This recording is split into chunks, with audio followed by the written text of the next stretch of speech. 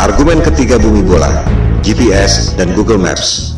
GPS adalah Global Positioning System untuk mengetahui di mana posisi orang atau tempat tertentu di lokasi manapun di dunia. Disebutkan bahwa orang yang ada di ujung barat tak dapat mengirim sinyal wireless ke orang yang ada di ujung timur karena terkena lengkungan bumi. GPS pada mobile phone kita, juga pada aplikasi Uber, Gojek, dan lain-lain, menggunakan berbagai aplikasi yang sudah ada. Yang paling umum adalah Google Maps. Jika ada orang mengatakan bahwa GPS Anda sebenarnya tidak menggunakan satelit, apakah Anda percaya? Kita tak perlu ngarang atau debat kusir. Mari kita dengar sendiri apa yang dikatakan oleh Google tentang Google Maps. Google Maps for mobile has solved this problem with a new beta feature called My Location. Instead of you telling Google your location, Google displays your location on the map with a click of a button, and it doesn't require GPS. Dengar sendiri kan? Ternyata My Location pada Google tidak menggunakan GPS, tidak menggunakan satelit. Ini adalah penjelasan resmi dari Google. Anda bisa search di YouTube, ketik Google Maps for Mobile with My Location. Lantas, bagaimana Google Maps, Gojek, Uber, dan lain-lain bisa bekerja pada HP kita dengan begitu canggihnya? Mari kita dengarkan lanjutan penjelasan Google bagaimana mereka melakukannya. So, how does it work? Each time you use your phone to make a call, send a text message, or view a website, the information goes through towers, which provide your phone with reception. A tower picks up your call and connects you to your Aunt Molly. The same thing happens when you fire up Google Maps for mobile. The tower gives you the reception you need to access map information. These towers also help Google display your location. Each tower has a unique footprint. When you access My Location, Google calculates an estimated location of your handset based on the unique footprint of nearby towers. It's not GPS. It's not GPS. It's not GPS. Dengar sendiri kan? Ternyata Google tidak menggunakan GPS. Sinyal-sinyal yang canggih itu diperoleh dari menara Telkom biasa. Persepsi Anda yang mengatakan bahwa HP Anda menggunakan GPS dan satelit lewat Google Maps. Google sendiri mengatakan tidak. Bagaimana dengan Google Maps yang secara sempurna dapat membuat peta dari udara, termasuk atap rumah kita bisa kelihatan? Bukankah itu menggunakan satelit? Ternyata Google Maps dibuat dengan menggunakan drone, bukan satelit. Silakan Anda riset dan temukan sendiri. Semua bukti-bukti ada di depan mata. Anda hanya tak memperhatikannya saja selama ini.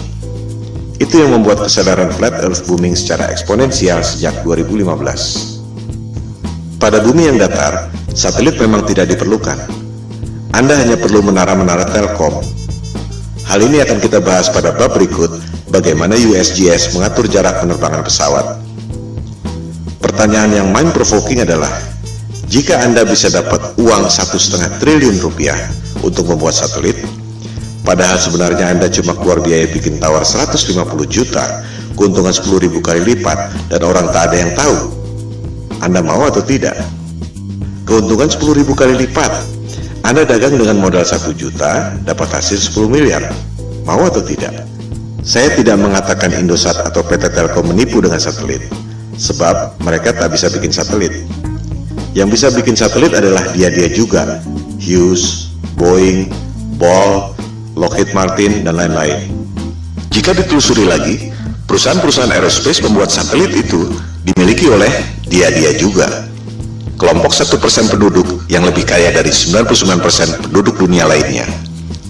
Kelompok 1% ini sudah lebih dari 100 tahun memonopoli bisnis lewat kartel untuk mengontrol harga agar menjadi mahal. Berlian misalnya, harganya menjadi mahal akibat dimonopoli oleh kartel. Mereka membuat ilusi supply dan demand supaya harganya tinggi. Di sektor supply, sebenarnya sumber daya berlian tidak selangka itu. Silakan Anda cek bagaimana kartel De Beers bisa menguasai pertambangan berlian dan membuatnya seolah-olah itu barang langka. Di sektor demand, kartel membuat ilusi seolah-olah berlian adalah kebutuhan manusia. Seolah-olah perkawinan Anda tidak afdol jika cincin kawin Anda tak ada berliannya. Itu sebenarnya adalah propaganda marketing yang dimulai tahun 1940-an. Begitu pula dengan ilusi minyak adalah sumber daya fosil. Minyak adalah senyawa hidrogen, oksigen, dan karbon, disebut hidrokarbon, yang berasal dari perut bumi. Tak ada bukti bahwa minyak berasal dari fosil tumbuhan dan dinosaurus. Itu adalah ilusi yang diciptakan oleh Rockefeller agar harga minyak menjadi tinggi.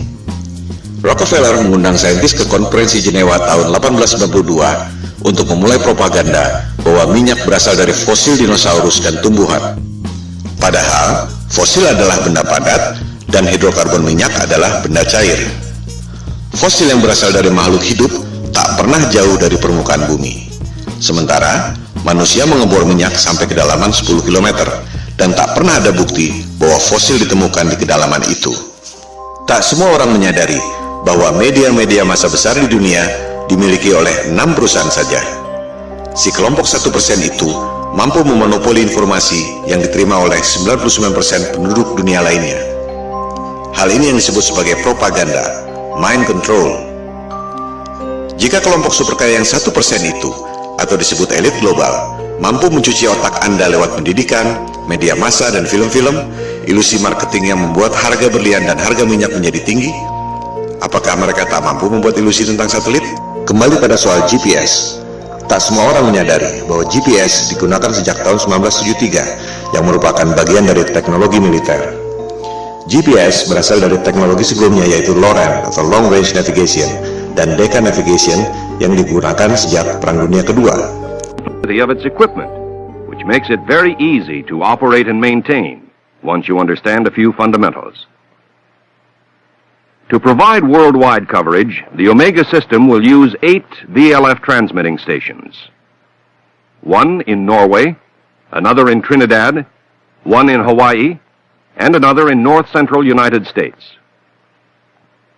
Of the remaining, one is in the Indian Ocean, another in the southern part of South America, one in the Tasman Sea area, and finally, one in the Western Pacific. Apa yang membuat Anda berpikir bahwa dunia militer yang didesain buat perang membela negara tiba-tiba jadi malaikat yang menolong umat manusia di negara-negara lain dengan memberikan teknologi gratis? Disinilah jelinya the global elites yang sudah lebih dari 100 tahun memperoleh profit dengan cara menipu orang, scam, money laundering, transaksi fiktif, you name it. Demikian halnya dengan NASA. Apa yang membuat Anda berpikir bahwa NASA adalah badan eksplorasi yang bekerja untuk kepentingan dunia? Siapakah NASA? Coba kita lihat keterangan di webnya sendiri.